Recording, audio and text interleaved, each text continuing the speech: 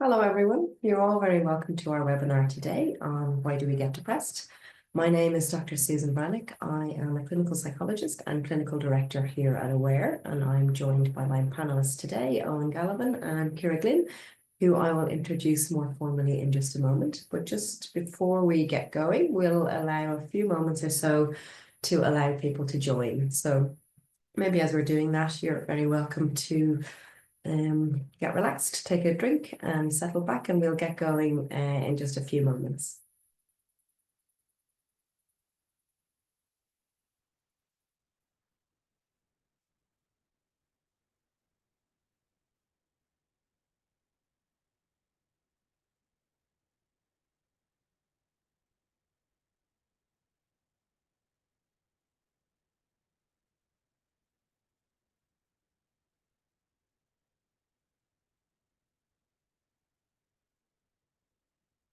So welcome again to those joining.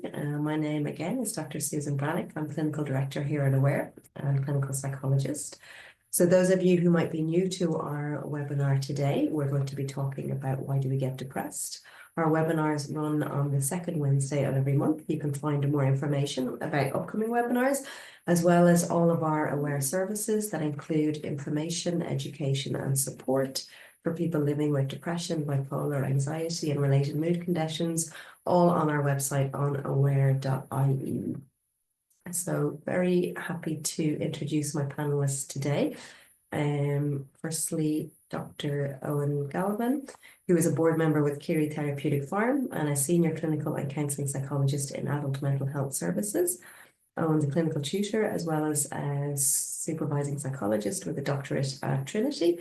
And Ciara Glynn, who is the operations manager here at Aware for the Solace Café, as well as lived experience director at Ciara Farm and mental health reform. So you're very welcome, both of you, Ciara and Eoin.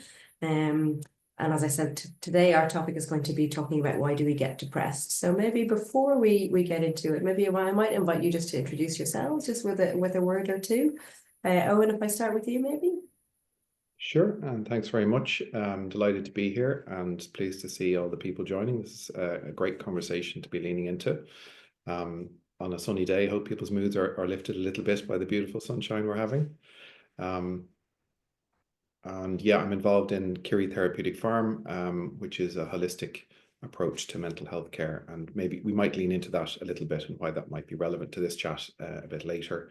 And just really pleased to see the question. So I'm looking forward to talking about it. Thanks very much, Eoin. And Ciara? Hi, my name is Ciara Glynn and really happy to be here today. And yeah, involved in the Ciara Farm project with Eoin and also operations manager of the Solace Café. And previous to that, I worked as a peer support worker in the HSE. So peers, we are employed to use our own experience of mental health and recovery and access and services. So anytime I do a talk like this, I'm really weaving all of that experience in. So I'm looking forward to the conversation today. And as Eoin said, fair play to everybody linking in. Maybe you're sitting out in your garden while you're joining us today. But yeah, really looking forward to this. So yeah, thanks for the invite.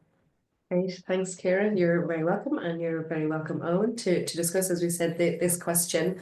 And thanks everyone for joining us, as we said. So what we'll do maybe is certainly welcoming questions as we go through. As you know, maybe if you're a regular attender of our webinars, we may not get to every question. We'll do our best if we can, and we can't maybe speak to individual circumstances, but we'll do our best maybe to speak to the broader themes and to address the questions that you might have. So please do put them in the chat if you want us to kind of talk about anything. And certainly, as ever, maybe if you're left with anything after this webinar, really connecting in with your own self-care routines and support systems and your GP if necessary. So maybe, excuse me, and apologies in advance for the coughing that might ensue. Maybe before we get going, I guess just sort of maybe describing a bit of the landscape around this, because it looks on the face of it maybe a relatively straightforward question-ish, but I guess maybe we're not going to be coming up with definitive answers maybe, and maybe there's something worth saying that about maybe attachment to what we do know about this, how we might understand this, and maybe the different understandings of depression that maybe different kind of people, individuals, organizations might have. Eoin, do you want to say a little bit about that before we start? Sure. And I think the reason I really liked seeing this question was because I think it's valuable to see it as a question rather than something that is in some kind of absolute way known. So, you know, we're on a journey with this understanding of what depression is and how as human beings, we end up into this place, what its impacts are, and how can we help and support people. These are still questions that we don't have definitive answers to. That's not to say that we haven't on our journey learned some useful things. We absolutely have. But I think we need to approach it with a kind of humility and an acknowledgement, as you say, that there's different lenses on this. And, you know, when I started doing a bit of the background kind of homework before coming on here, I was, you know, into genome studies and neurobiology, and I was thinking, hold on a second, in order to fully answer this question, we have to fully understand how the brain works, how psychology works, how society works, how politics work, how our environment works, all of epigenetics.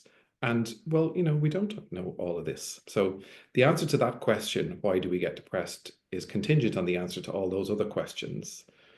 So I think it's really important to acknowledge that there's a degree of uncertainty and unknowing about this. Having said that, we have learned some very useful things that are kind of with us on the journey, if you want. Mm.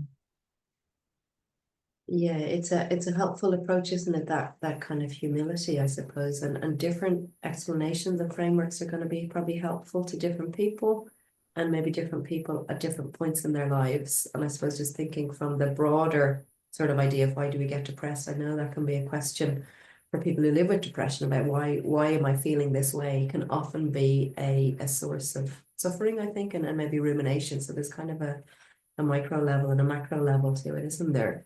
And I wonder maybe they're big questions, aren't they? So they're kind of huge in a sense. So we may not get to all of that in the hour, but and maybe starting with a less big one. I'm not sure if it is though, but I suppose how would we define depression? What is depression?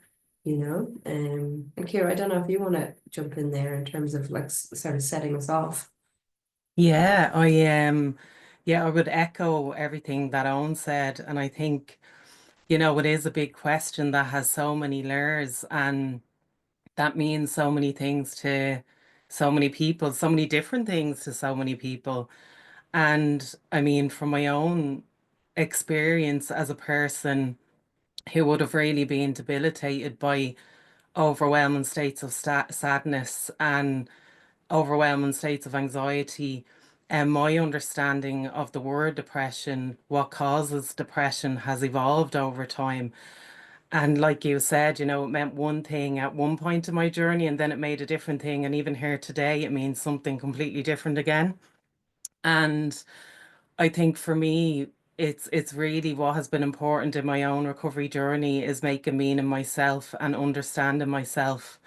And that has really taken many years. And, you know, ask me in 5 years this question, and I could have a different answer again, because we're constantly evolving, we're constantly learning, you know, society is changing.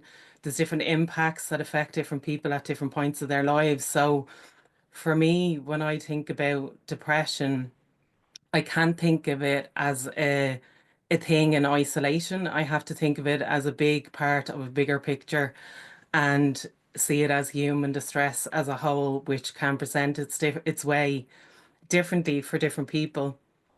Um, so in the past, I would have really thought, you know, I had that question, why am I depressed? A lot of people, you're confused when you start to feel these feelings, and you don't have an explanation. So you look outward for support and for someone to help you come to that explanation of why you're feeling like that.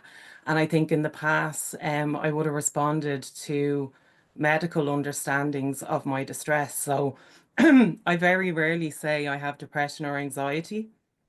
I now say, like, I've experienced overwhelming states in life due to a number of factors. And for me, it was environmental it was social, and it was political. But I didn't understand them. The political one was lost on me until, recent years, when I've really studied more and I've looked into myself and society and the impacts that it has on people. So yeah, even my understanding of that has evolved over time. And as I said, like, ask me in 5 years, I could have a different answer.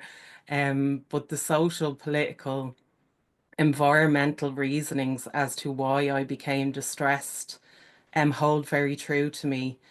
And it took a while to come to that explanation of my own journey. I hope that answers that. I went everywhere with that. No, no, I Made think sense when I was saying it. it makes total sense, Ciara. I think it's as you say, it's an evolving journey, isn't it? And it's interesting what you say. So and people will use different language, and I guess it's not it's again, it's about what's helpful, I think, to the individual. I don't think anyone else can impose that on someone, and as you say, maybe overwhelming states of distress, maybe, or kind of more extreme states. And I guess Mm, maybe, oh, and that makes me think a little bit about, I guess, that kind of separation of, so depression, and this comes up a lot in maybe an aware work of kind of, and this is something I'm asked on the radio quite a lot, like, is it not just being sad, or is this not just a feeling of sadness? Or what's the difference maybe? What do you? Yeah, no, and I hear that kind of dichotomy in the dialogue quite a lot. Mm, I think some of the trouble with understanding depression is the distinction between a continuum and a discrete state. And really, depression is probably best thought of as a continuum of a whole variety of aspects of our uh, human experience. So, and that includes our bodies, kind of our heart, our immune system, our stomachs, our brains, everything is involved in the experience of being depressed. How we think, feel, talk, relate, even our posture and how we appear. Um, and all of those things exist across the population in very common ways. In other words, when you bring depression back into its constituent components, whether it's a state of being shut down emotionally, or state of cognitive rumination, or psychomotor retardation, everyone will have some of these things in their life reasonably frequently. And it's when you push them out to the extreme that it becomes what we call depression, the illness of depression, major depressive disorder, which is the kind of diagnostic language that's used around it. And I think sometimes there's a confusion between acknowledging a continuum can get cast as saying it's not serious or not kind of severe. That doesn't mean that at all. All it means is that it's a small amount of something that can get much, much, much worse. And when you're at the severe end of the continuum, for example, being emotionally shut down in response to something that happens in an instant, no big deal. You kind of move in and out of that over a few minutes. But if that emotionally shut down state or psychologically shut down state continues for weeks and includes not being able to get out of bed for prolonged periods of time, and not being able to do your work or relate to your kids or enjoy any experiences, then obviously that's a much different level of impact on a person's life. So acknowledging the continuum doesn't mean not serious, but there is a kind of a confusion with the diagnostic boundary that suggests that it's non-continuum, that it's a discrete illness state that's kind of a binary. You're either not depressed or you are depressed. And I think this is where some of the struggle in understanding this issue comes from. And actually, the depressed experience, even at that relatively severe level, is very common across populations. And if you drop the threshold down, it gets more and more and more common. So I think one of the answers to the question, why do we get depressed, is because we're humans, and that's part of what happens to us in response to things that happen to us in life. Maybe in the same way that we experience physical pain when we get injured, or that we might experience fever, for example, when there's an infection or something else going on in our bodies. That depression could be seen as part of how we're designed in a way. Even if that's quite severe and debilitating at times, it has that kind of echo of being part of our nature, as opposed to being something that is a discrete illness that we moved into like maybe Parkinson's or some other kind of brain-based illness. So, and there's a lot of debate and conjecture around these kinds of ways of thinking about depression and other mental health difficulties. Ciara, I see you nodding a lot there. Do you want to add anything in there to what Eoin has mentioned? Yeah, just in agreement with all of that, I suppose. You know, I think all of these states come in various forms, as we know, and I think they're part of the human experience, even though they might feel like they're not, because when a lot of people experience emotions that they've never felt before, and if it gets so extreme that it's actually having an impact on your life, you know, there is the thought is that you're weird, you're strange, you're different, you're not like others. But really, if you look, I think, especially in my own journey and other people's journey, if you look at your life and, you know, I have a lot of experience of childhood trauma, abuse, um, a lot of social impacts, growing up in poverty, working class family that I wasn't really knowledgeable on, I suppose, for many years and its impact. But if you look at all those things and you look at my life, it was normal for me to have these reactions. And I think all of these reactions are normal human reactions, but because they feel so abnormal when you first feel them, there's a tendency to think otherwise. There's a tendency to think, you know, God, I'm mad, I'm crazy, there's something wrong with me. But I've really normalized my own experience and I normalize it in others as well. And I do that in all my work that I support people down the years. I'm just constantly trying to normalize people's experiences. For me, that has been really empowering and it's taken a lot of self-blame and it's taken this individualistic understanding of mental health and widen the lens to all these causes for these states. Mm. I guess it addresses I guess maybe some of the stigma in that as well, isn't there? That there's something wrong with the individual person and I guess different variations of that kind of explanation. There's something wrong with your neurochemistry or there's something wrong internally. And I guess, as you say, there's been a lot more work recently, hasn't there, about kind of broader social factors and certainly trauma. It's incredible even to think about kind of the research now, or even the kind of mental health literacy of kind of general population around trauma and the impact of that on mental health. And Eoin, I don't know if you want to say a little bit of that to kind of maybe more psychological theories of how we might have sort of expanded that understanding over time, maybe.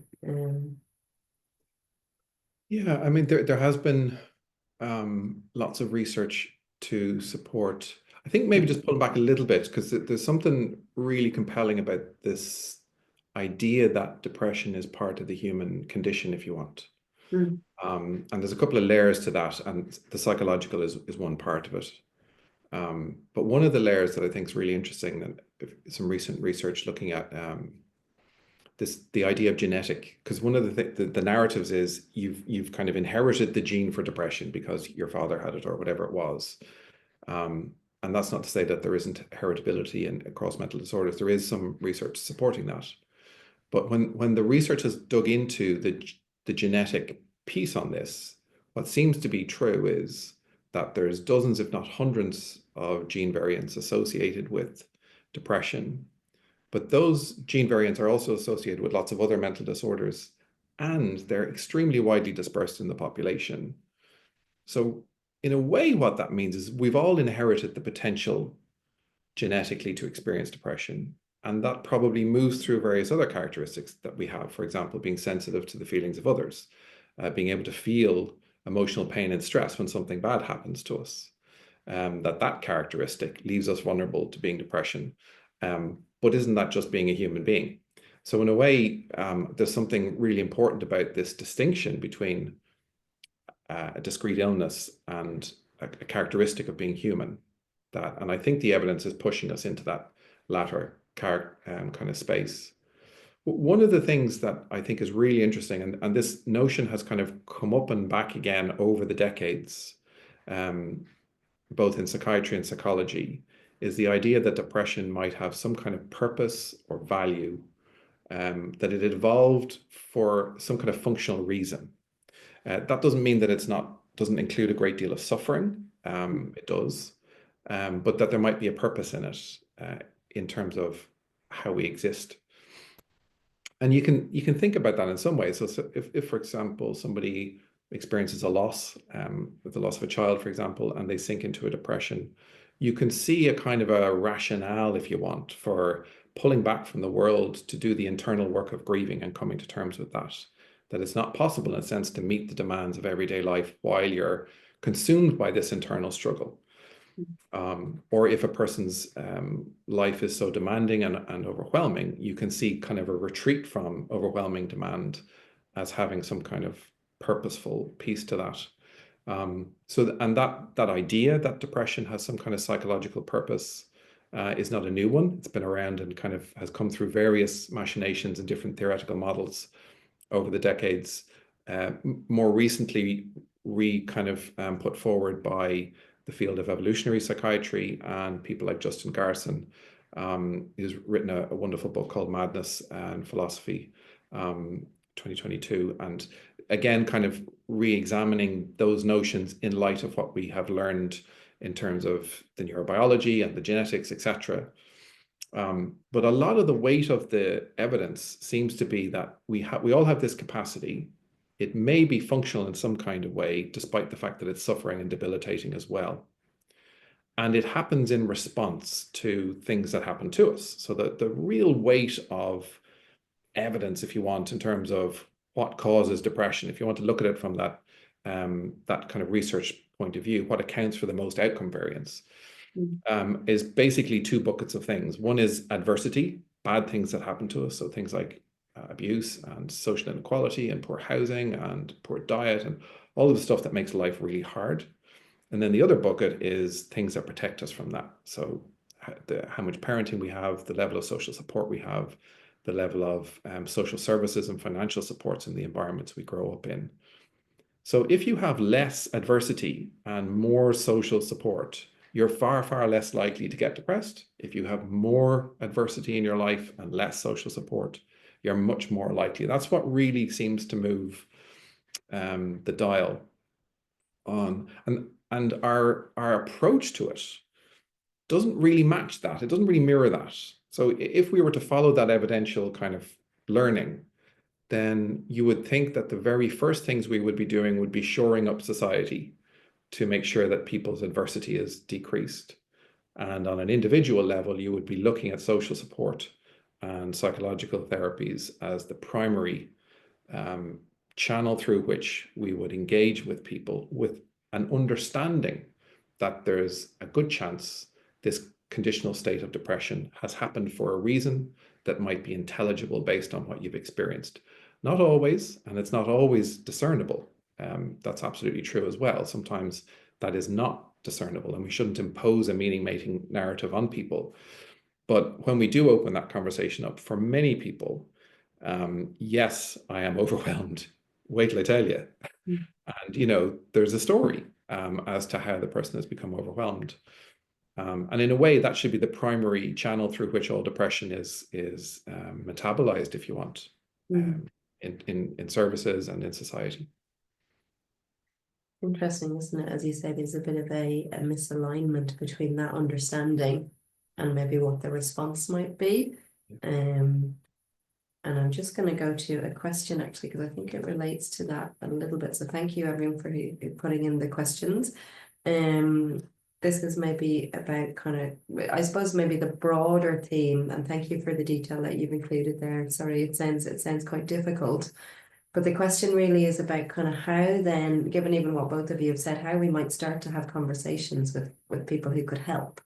So the doctor, for instance, and I guess maybe how to, convey maybe the seriousness of what's going on and be taken seriously, I suppose. I think that's a broad question. I don't know, Ciara, do you wanna kind of start with that, or maybe how to start that conversation with the GP perhaps, or another professional about kind of what is actually kind of going on?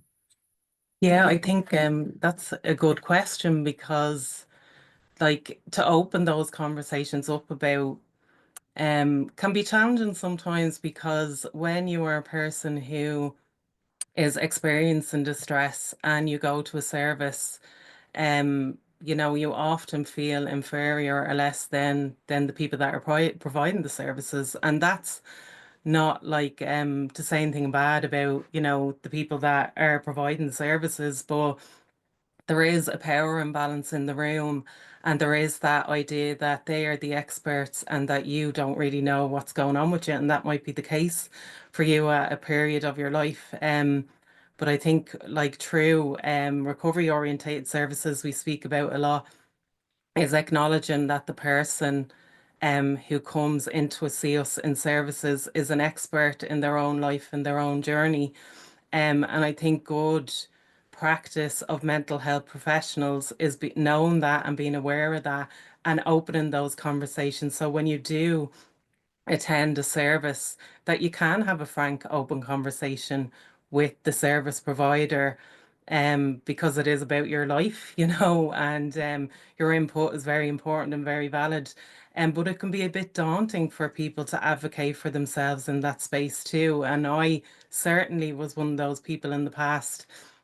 So I think for me, like, really what helped me approaching supports and asking for what I wanted and opening those conversations when I attended services was just educating myself on other approaches and different ways. And if I attended a service and something was offered to me and I really, really felt inside that that wasn't a good fit or a good match, I would request something else, or I would open a conversation about exploration.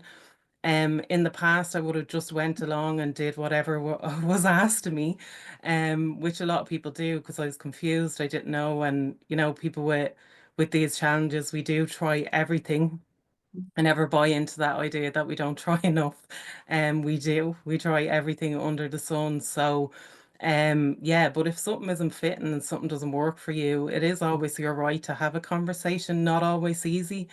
But it's, yeah, it's maybe going to more spaces that allow that conversation and allow for your voice to be heard, because your voice is so important in your journey, in your recovery, in everything. And yeah, I think good practice for mental health professionals is knowing that and allowing that space. I hope that answers that question a bit for that person. That's great. I guess it is important to find your own voices in it, and kind of, as you say, it's not just a story, it's about your life. So it's important, isn't it, to kind of be kind of having ownership around that. And I think it's really important, isn't it, for based on what you're saying, that it's that there's certainly going to be very valid reasons that someone might find themselves experiencing a depression or another mental health kind of, or an extreme state. I don't know, Eoin, if you wanted to add anything into that. Yeah, I'm just thinking about the role of the doctor and the value of diagnosis. So I think when we roll back the clock and stigma was in a different kind of place and mental illness was far less conversed about, the primary function of saying it's valid to go to your doctor and talk about this was not necessarily because everyone believed it was a biological illness. It was a way of legitimizing the suffering and bringing the person into contact with help. And I think that had a really important role to play. And this, it did similar with addiction at a certain point in the journey. It took it out of a social narrative, which might have been quite cruel and dismissive and stigmatizing. So at one point, I think it did that job a bit, but I think we need to evolve further from that now, that we have gained the social permission to talk about at least some mental health problems, and depression is definitely one of them. Maybe there's a lot more journeying to go yet with bipolar and psychosis and other conditions, but with depression, I think we've gained some kind of ground. But I still think that function is alive in society, or the promise of it anyway. And people do, when they go to their GP and they're given a diagnosis of depression, some people find that reassuring and validating of their experience. So it's still serving that social function in a sense. And if we were to, but that comes with problems, because then it ties us into a very kind of particular way of thinking and a particular way of intervening that is limited in its effectiveness and help, and kind of ignores all that other stuff that we were talking about earlier. So it's serving a positive function, but it's also causing a problem. If we were to evolve beyond that, I think we would need to be quite creative in a way, and see that spaces in the world to talk about struggles of varying degrees of security or severity need to be quite broad. So lots of different kinds of places. So if you look at the WHO, for example, and their guidance on community mental health, they don't say everyone should get a diagnosis by their GP and that's how you should do it. They just don't say that. That's where we kind of are now, but we know we kind of need to evolve a little bit beyond that. What they say is, look, there's actually loads of ways of approaching these problems, and they need to be culturally and contextually specific. Lots of involvement of people with lived experience, lots of community-based and socially based doors to knock on, so that the availability of support is widespread and diverse to meet the needs of a widespread and diverse population. So, for example, there are some people who will never walk into a GP's office and say, I'm feeling depressed. And there's particular groups where that's true across the population for some people, but there's particular groups where that's specifically true. People in the traveling community, for example, for very understandable reasons, that's a bridge too far.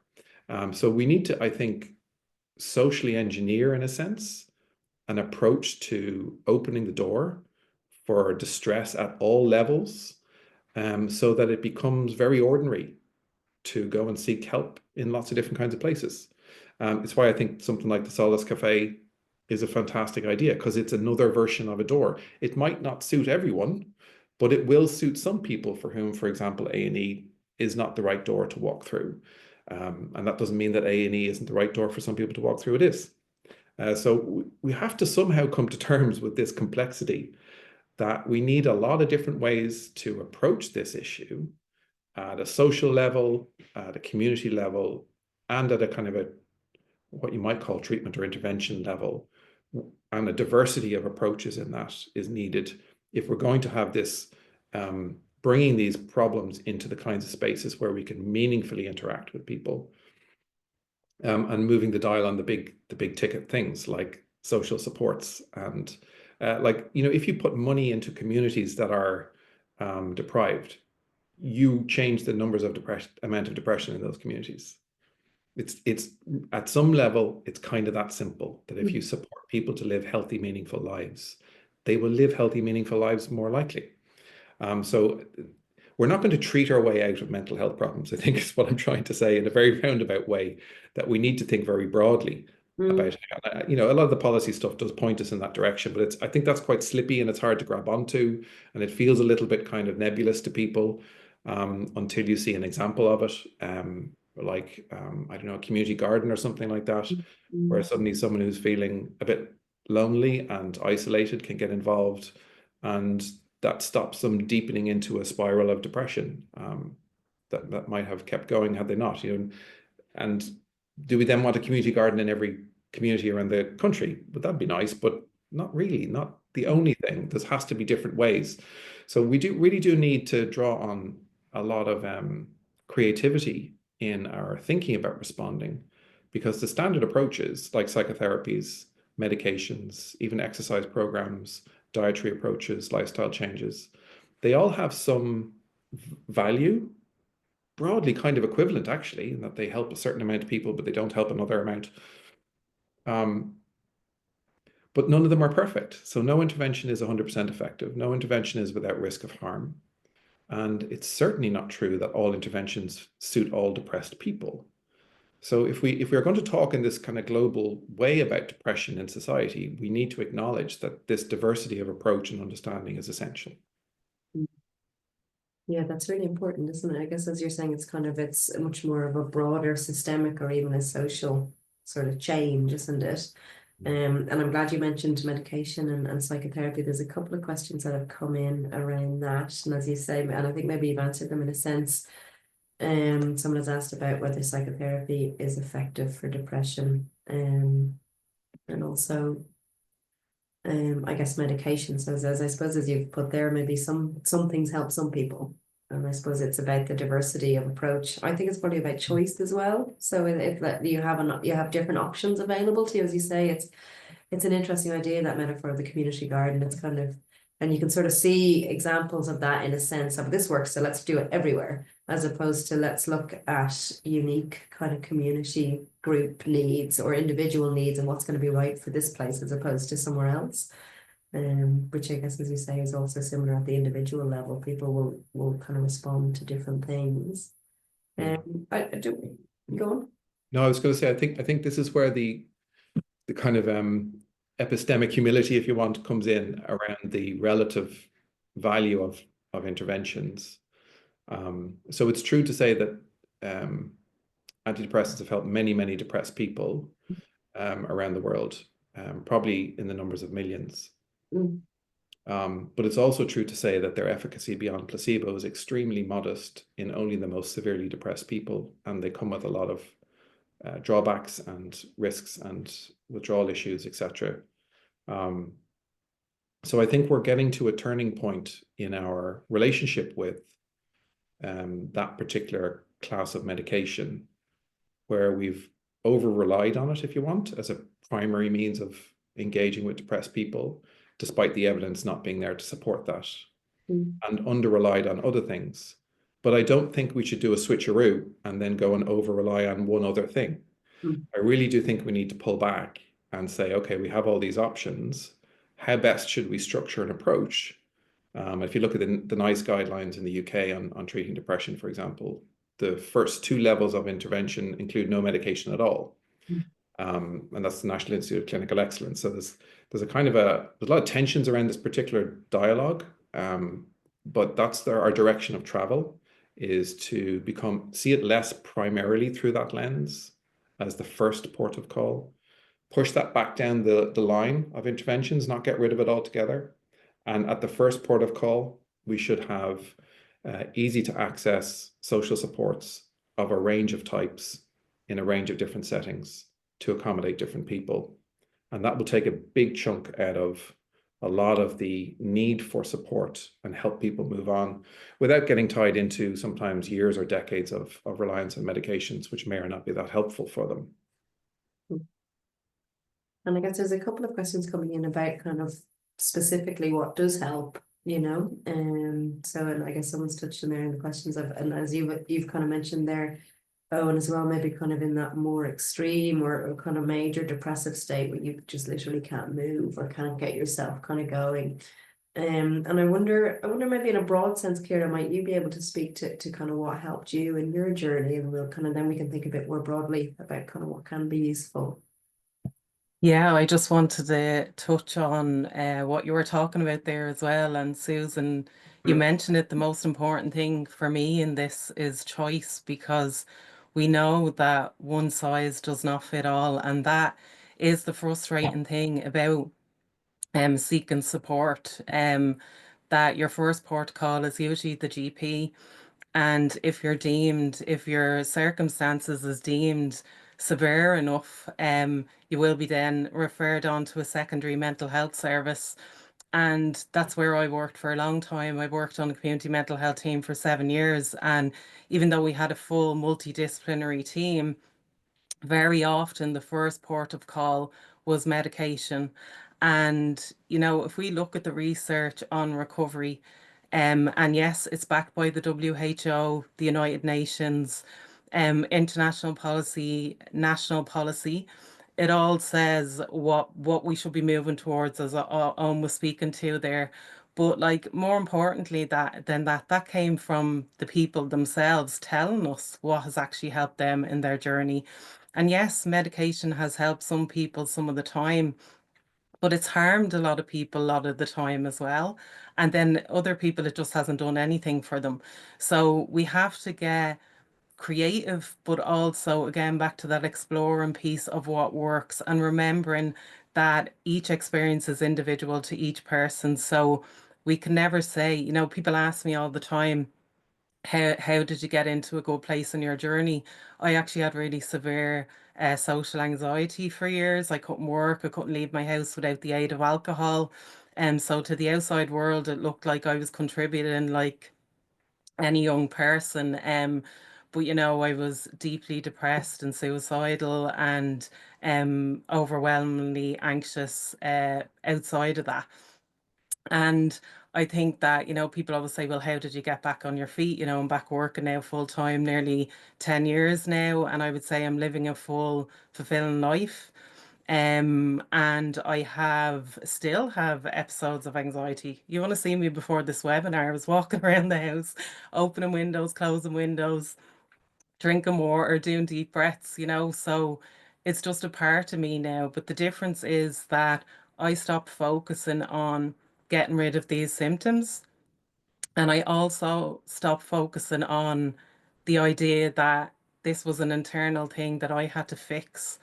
And I looked into wider stuff. And what really helped me on my journey was linking in with other people that had mental health. So peer support, but not a formal idea of peer support, which is like the job I did in the HSE. It was that informal space of going to community settings, other people that had challenges, and just sitting down and relating on a human level about the struggles that we experienced in life. I also did go to many different psychologists. I tried lots of different medication. I did everything. And I found a good psychologist who was able to link my panic attacks when I first start getting them when I was about 19 or 20 to a period of severe bullying that I had at that time. So she helped me kind of realize that it was normal because I developed a fear of people and people were being harmful. So to me, that's why I don't even call it a disorder anymore. I think it was a very natural, rational response to what was happening. And I would say that psychologist planted a seed in my head that going forward in life, I could then analyze myself. And I do it all the time. And I can analyze stuff from my past now and see that, well, it wasn't just that incident of bullying, but there was a lot of trauma before that. It was just like trauma on top of trauma. So yeah, when people ask how did you get to a better place, I mean that worked for me, but it mightn't work for other people. I know people swear by CBT for social anxiety. I actually had a very harmful experience with exposure therapy, which set me back for months. And then there was a period of time that medication helped at the start. So it's recognizing that it's individual. And on just on the side of that as well, when we're thinking about services, you know, we really need to acknowledge that everybody is different that comes through the door. And yes, if there's a waiting list for a psychologist and the only psychologist you get at the top of that list is a person who specializes in a certain type of therapy, they're going to want to do that therapy with you. And that's not a problem with, that's not a fault of the psychologist. That's actually a system problem there, you know? So I think choice is key. And if we look at recovery research, people tell us time and time again, choice, empowerment, community is what helped them with their growth. It comes up all of the time, any research, anytime I'm sitting with peers speaking about what helped them, it's usually a combination of those three things amongst other things. So yeah, I'm always kind of baffled that even though the WHO, United Nations policies, people are telling us this, we still don't lead with that in services. And we try and do that in the Solace Café, and I think we do a lot. You know, we're a non-clinical space, have a wonderful team of peers, and you know, we're always trying to normalize people's experiences, but choice has to be involved in every interaction with a person. Um, because, you know, and also just to say on that side, people might be too afraid to make a choice. I was definitely fearful in the past. But it's letting them know that empowerment can grow again and that they can get there. So, yeah. Yeah, no, that's great, Ciara. Thank you. There's a lot to think about there, as you say. There's different kind of aspects to what's been helpful, and there's maybe the meaning making has been really key. And as you say, planting that seed that you can then sort of make those links, and make sense of things. I think choice is really important, isn't it? And everyone who walks in the door is going to be different. I think we know that intellectually, but maybe this, again, it's not always matched. There's an interesting question there from someone. Thank you. Thanks again, everyone, for the questions that you're putting in there. They're really interesting. And this is someone who's kind of been, I guess, supporting a loved one. And their question is, do you think mental health support will ever be where it should be? Maybe I'll start with you, Eoin, and then come to you, Ciara. End on a positive note. Okay. Give me attention. Yeah, I think it's possible for us to get to a much better place than where we are, put it that way.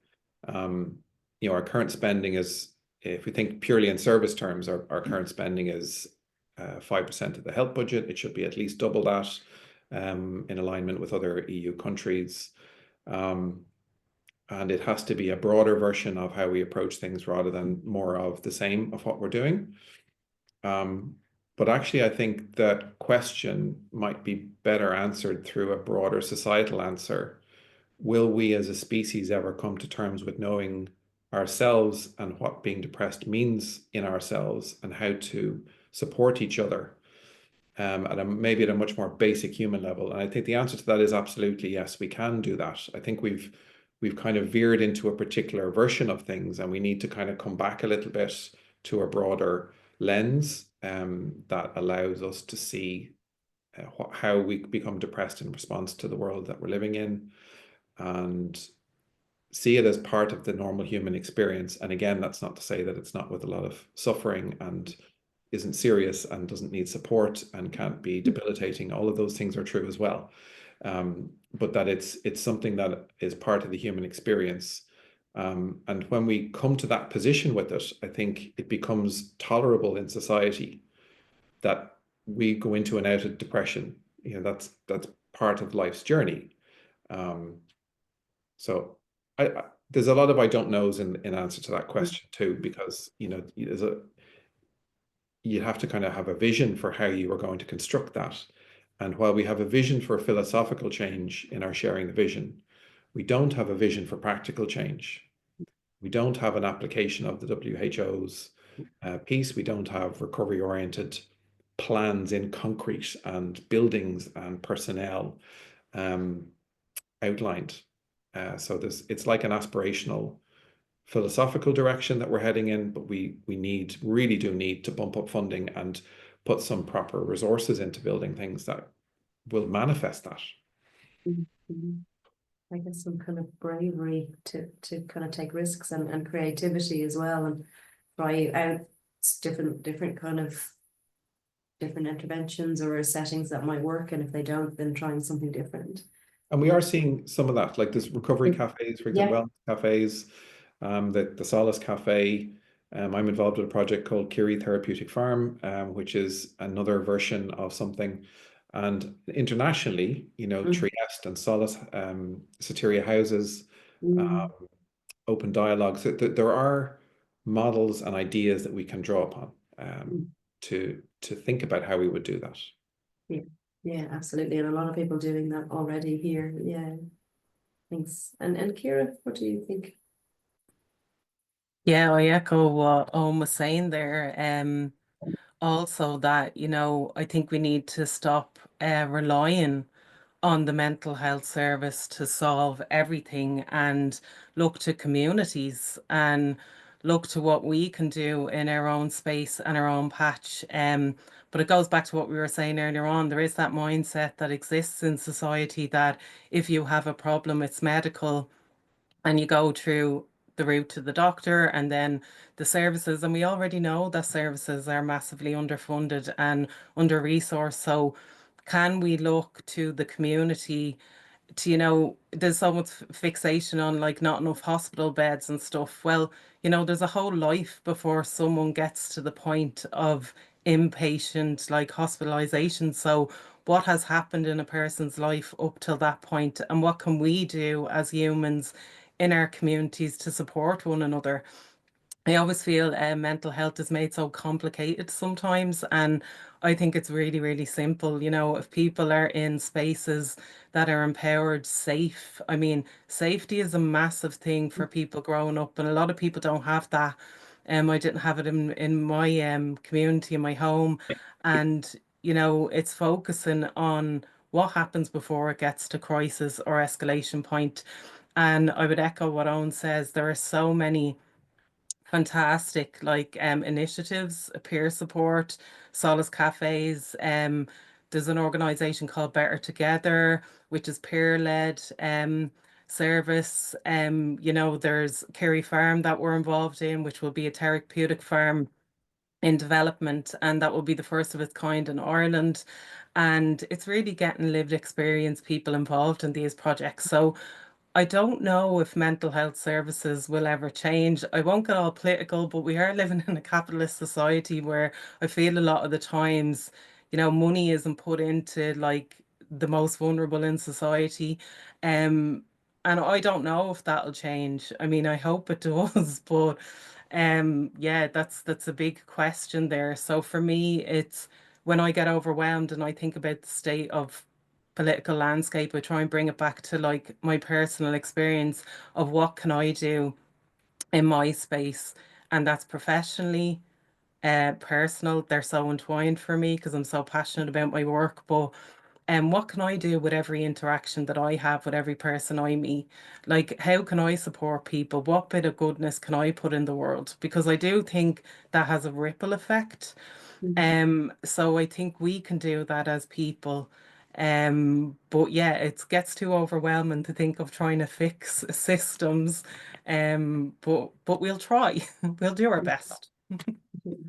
That's great. Thanks, Ciara. And I might just kind of as a bit of a closing, maybe ask you both in terms of what you think is the most important thing that you'd want someone listening maybe to take away. And I'm conscious maybe that a lot of the people watching might be experiencing depression at the moment, or maybe kind of worried about someone who is as well. And maybe people who've experienced the services or not so much.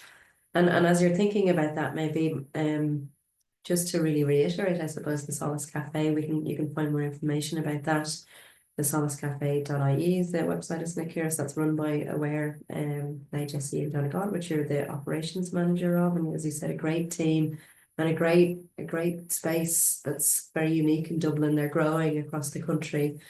And certainly the Aware support and self-care groups are the epitome of that peer support. So people are going to those groups across the country.